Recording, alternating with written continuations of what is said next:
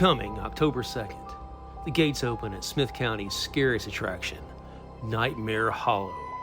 Located at 160 Marina Lane, Carthage, Tennessee, every Friday and Saturday from 8 p.m. to 10:30, admission starts at $20 with Fast Pass and VIP options. Nightmare Hollow is a haunted trail located at Defeated Creek Marina and Campground. Recently rebranded from Nightmare on Marina Lane, Nightmare Hollow has made several upgrades for this season, including an additional trail, upgraded scenes, Fast Pass and VIP options, and a gift shop featuring local vendors and merchandise featuring our logo and characters. Come out and see what all the hype is about.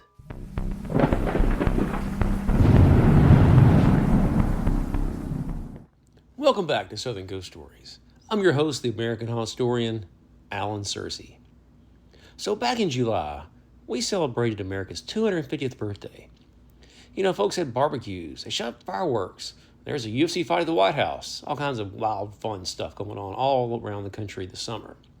So tonight, I wanted to keep the patriotic vibes going before we head into spooky season. You know, it's just right around the corner. So we're traveling to Philadelphia, the Cradle of Liberty, the city where the Declaration of Independence was signed. It's a city where George Washington walked the streets, the city where the United States was born. Yet hidden among the monuments, historic buildings, and patriotic landmarks is a place where tourists walk through without even realizing they're standing atop thousands and thousands of graves. A place where Revolutionary War soldiers were buried in mass trenches, where victims of one of America's deadliest epidemics were hastily thrown into shallow pits, where prisoners of war were carried under cover of darkness and dumped into common graves. And according to legend, where a mysterious woman in white still keeps watch over the dead more than 2 centuries later. Tonight we're visiting Washington Square, one of the most haunted pieces of ground in Philadelphia. To understand Washington Square, we got to travel all the way back to 1682. When William Penn founded Pennsylvania, he envisioned something radically different from the crowded cities of Europe. Penn wanted what he called green streets, public gathering places, and open green spaces.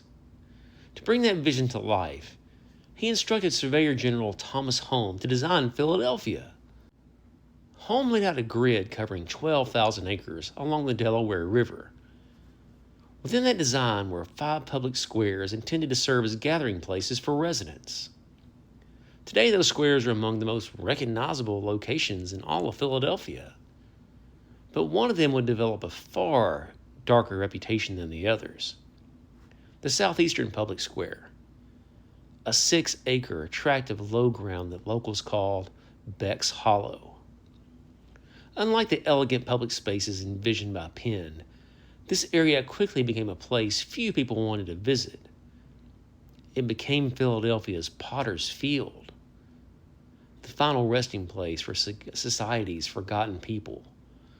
Poor laborers, transient sailors, criminals, strangers with no families, individuals whose churches refused burial.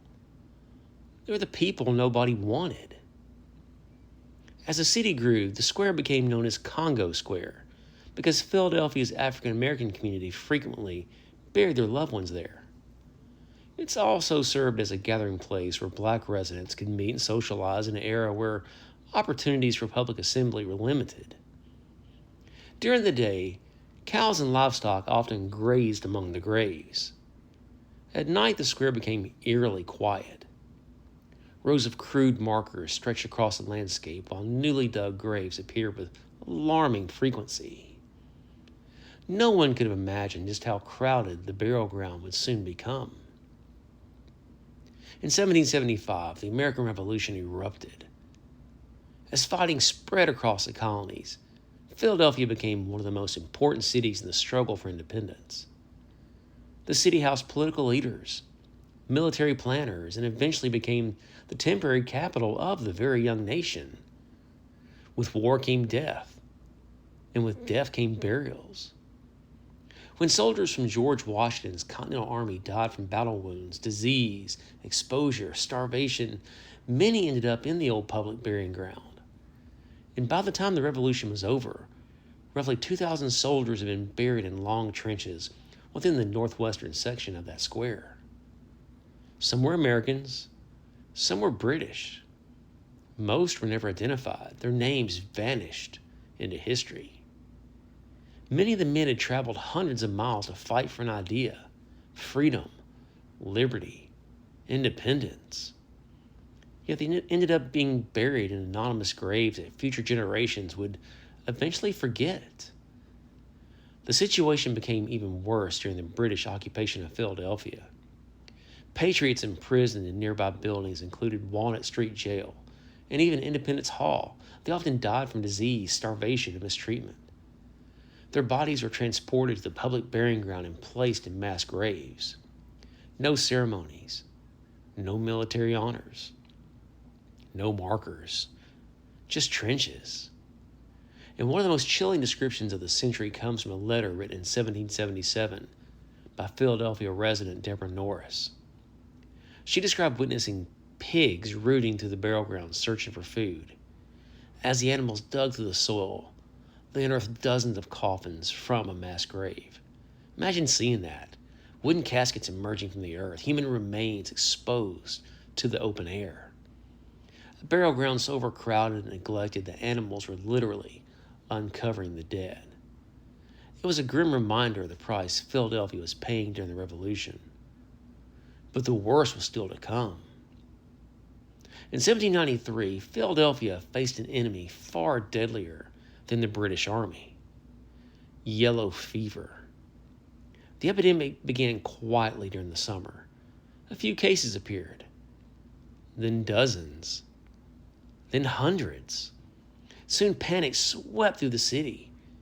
People developed terrible fevers, violent headaches, nausea, bleeding, and the horrifying symptom that gave the disease its reputation: black vomit. Victims' skin often turned yellow as their organs failed. Death frequently followed. Doctors had no idea what caused the illness. And today we know yellow fever is spread by mosquitoes. But in 1793, no one understood that. Physicians desperately experimented with treatments. Some prescribed bloodletting, leeches. Others recommended ice baths. Many simply watched helplessly as people died. Fear consumed Philadelphia. Businesses closed, churches emptied, families fled. Nearly half of the city's 55,000 residents escaped into the countryside, hoping to avoid infection. Even President George Washington abandoned the capital and returned home to Mount Vernon. Thomas Jefferson remained in Philadelphia for part of the outbreak and described the catastrophe unfolding around him. Deaths climbed from dozens per week to hundreds. The disease continued spreading, and the city began running out of places to bury the dead. Once again, the old southeastern square became Philadelphia's cemetery. Day after day, wagons rolled into the field carrying corpses. Workers dug shallow trenches. Bodies were lowered into the earth as quickly as possible. The pace became relentless. More trenches, more graves, more deaths. By the end of the epidemic, more than 1,300 yellow fever victims had been buried there. Observers described the square as looking less like a park and more like a plowed field. Fresh graves covered nearly every available patch of ground. Entire families disappeared. Neighbors vanished. Friends were gone overnight. By the winter, the first frost killed the mosquitoes carrying the disease, and the epidemic finally subsided. But the damage had been done. Approximately 1 out of every 9 Philadelphians had died. The city would never be the same. Officials eventually prohibited additional burials inside the square. Ironically, they believed the dead themselves might spread disease through poisonous vapors escaping from the graves. Though their science was wrong, the fear was understandable. The ground beneath the square held thousands of bodies, many buried hastily, many buried anonymously. many forgotten. As decades passed, Philadelphia slowly transformed. The city expanded. New buildings appeared. New generations arrived. And gradually, the leaders began to view the old burial ground as an embarrassment. By 1818, efforts were underway to reinvent the space. The neglected cemetery was cleaned up.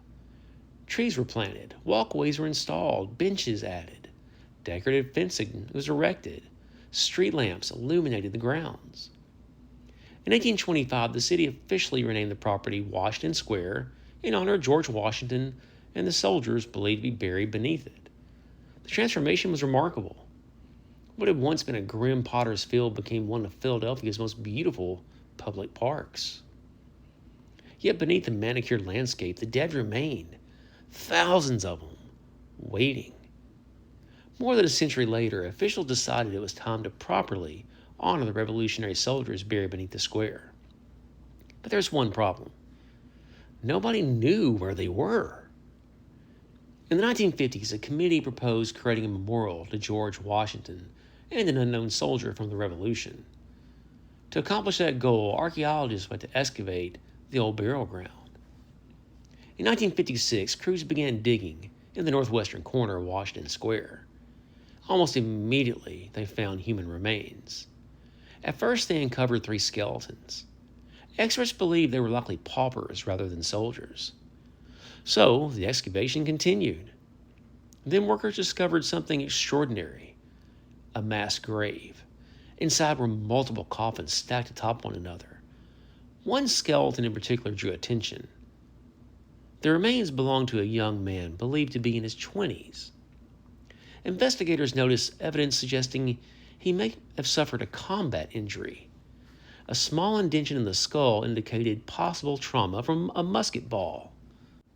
Though nobody could prove with complete certainty that this was an American soldier, archaeologists conclude that there was a strong likelihood he had fought in the Revolutionary War, and he was selected to represent the countless unidentified patriots buried beneath the square.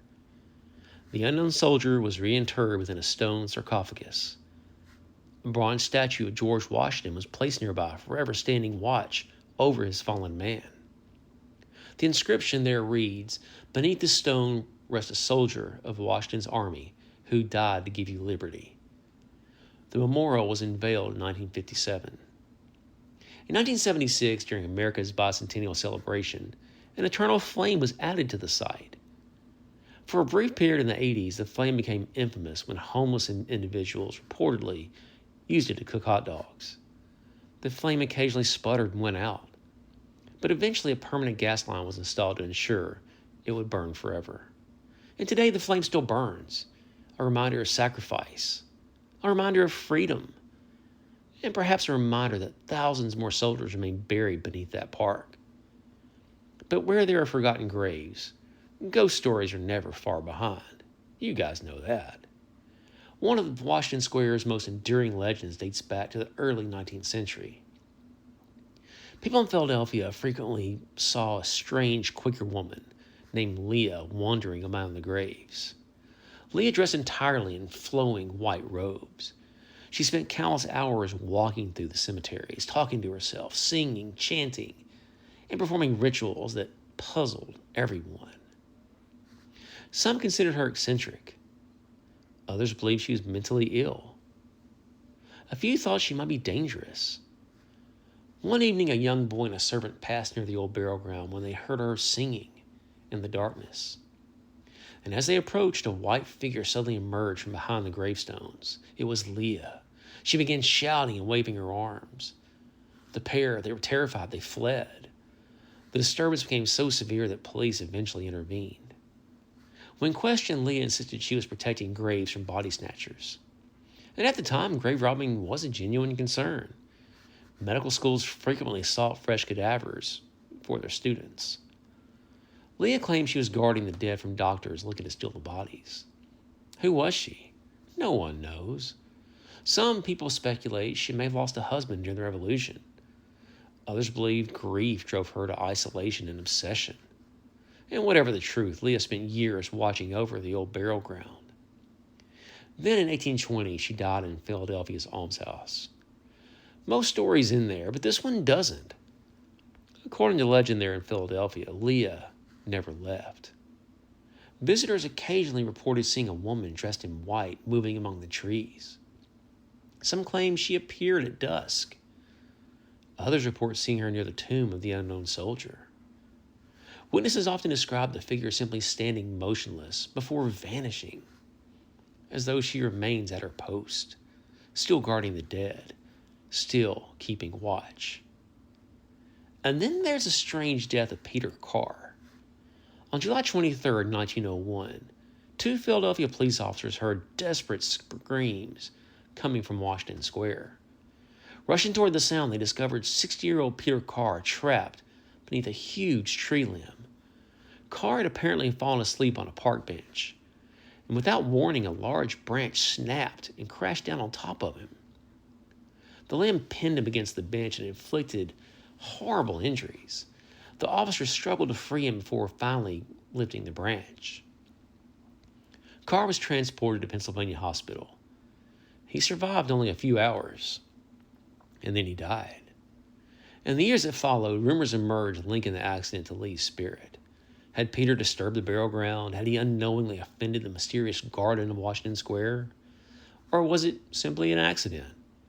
No one knows, yet the story remains part of Washington Square folklore. Today, thousands of visitors cross the square every year. Most come to admire the monument. Some come to honor the unknown soldier. Others simply enjoy the peaceful atmosphere. Few realize they are walking atop one of America's largest forgotten cemeteries. Beneath the grass lies Revolutionary soldiers, British prisoners, yellow fever victims, paupers, sailors, children, thousands of souls. And perhaps somewhere among them walks a lonely woman in white, still keeping watch over the dead, still protecting forgotten graves, still wandering Washington Square long after her own death. So if you find yourself in Philadelphia this summer, take a moment to visit Washington Square. Stand before the tomb of the unknown soldier. Listen to the eternal flame. Look out across the peaceful lawn. Then remember that beneath your feet lies the hidden cost of American independence. And if, out of the corner of your eye, you catch a glimpse of a white-robed figure moving among the trees, you may not be alone. So if you enjoyed this episode and want to learn more about the haunted history of Philadelphia, and believe me, there's a lot of it, check out my book, Southern Ghost Stories Philadelphia. I know, Southern Ghost Stories Philadelphia doesn't make a lot of sense. When I named the book, I'd written all these books about Middle Tennessee, Kentucky. Southern Ghost Stories was my thing. Went to Philadelphia for work, stayed there, went back a second time, worked on this book for 2 years. Well, Southern Ghost Stories seem to fit. If you're in Maine, Philadelphia's in the South, but yeah, I get it. I did later start naming all my books in the North, Ghost Stories and Graveyard Tales. But anyway, Southern Ghost Stories Philadelphia, check it out. A lot of history there. It's got a bunch of good reviews. The book's available on Kindle. If you have Kindle Unlimited, you can read the book for free. In fact, all my books are available on Kindle Unlimited for free. And speaking of books, make sure you pick up my newest one, The Pistols of Red River, the Andrew Jackson Doolin story. 1806, man, was a wild time to be alive. And I mentioned this yesterday. My newest book, Arsenic Anna, comes out September 7th. I'm really excited for that one. It's about a serial killer in Ohio, and it's a lady caregiver. Crazy wild story based off a true story in Cincinnati. I got 2 more books coming. I told you guys, Fear and Folklore, Vampires, and then Ghost Stories and Graveyard Tales, Indiana. I told you guys I went with the Ghost Stories and Graveyard Tales title after I kind of botched the whole Philadelphia thing. But anyway, lots of history, a lot of wild stuff in Indiana. I'm excited for that book. Both of those will be out September 21st, Arsenic Anna September 7th. So please leave a review for the show, subscribe. Those reviews, man, they really help the show. We're trying to get 150 Apple Podcast reviews before October. So help me out if you can. We've got a few come in. I appreciate you guys. So have y'all been to Monster City Madhouse yet? MonsterCityMadhouse.com, man. The new shirt's a whole lot of fun. And I may or may not have had a hand in its creation. It's up for debate, but I really did. The greatest cryptid tag team of all time has arrived. Straight from the deepest forest of cryptomania comes the Monster Powers, featuring the Yeti and the Bigfoot and an over-the-top tribute to classic 1980s wrestling, monster magazines, and larger-than-life personalities. Packed with colorful, retro artwork, outrageous promos, championship gold, and enough cryptid power to shake the woods. This exclusive Monster City Madhouse design is perfect for wrestling fans, cryptid hunters, horror lovers, and anyone who appreciates old school cartoon mayhem, brother. Whether you're tracking Bigfoot, searching for the Yeti, or ready to watch the mega monsters run wild, this shirt was made to stand out, and it does. You can use promo code SAVE10 to get 10% off your order at monstercitymadhouse.com. That's right, go to monstercitymadhouse.com, type in promo code SAVE10, 10% off the top. Everybody wins. Anyway, make sure you're following Southern Ghost Stories on Facebook and Instagram. If you want to leave a question or comment for the Q&A show I do about once every 2 months, send a question to southernghoststories@gmail.com. Thanks for listening to Southern Ghost Stories. I'm Allen Sircy, the American Historian, and I will see you back on Monday for a brand new From the Vault episode. Thanks, guys.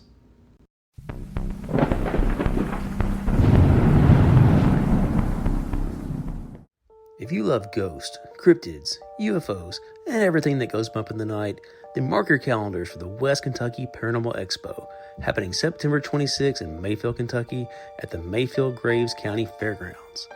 This incredible one-day event brings together some of the biggest names in the paranormal community, including Aaron G. Thompson from Netflix's 28 Days Haunted, Jimmy and Jeffrey from Outlaw Paranormal, The Wind of Rose, Josh Morris, Michael Huntington, Rachel Ravensville, and many, many more special guests and speakers. Your admission is just $15, and that gets you an all-day come-and-go wristband so you can explore at your own pace, browse more than 35 vendors, and enjoy delicious food trucks, attend speaker presentations and panels, meet investigators, hear incredible stories, and dive into the worlds of hauntings, cryptids, UFOs, and the unexplained. Whether you're a seasoned ghost hunter or just curious about the mysteries that surround us, there's something for everyone at the West Kentucky Paranormal Expo. Tickets are on sale now. For more information, visit West Kentucky Paranormal Expo on Facebook and get ready for one of the most exciting paranormal events of the year. We'll see you in Mayfield on September 26th. Monster City Madhouse, a year-round online store full of Halloween and classic horror shirts with an emphasis on the vintage look. Use code SAVE10 for 10% off your order. MonsterCityMadhouse.com. Free shipping and financing's available.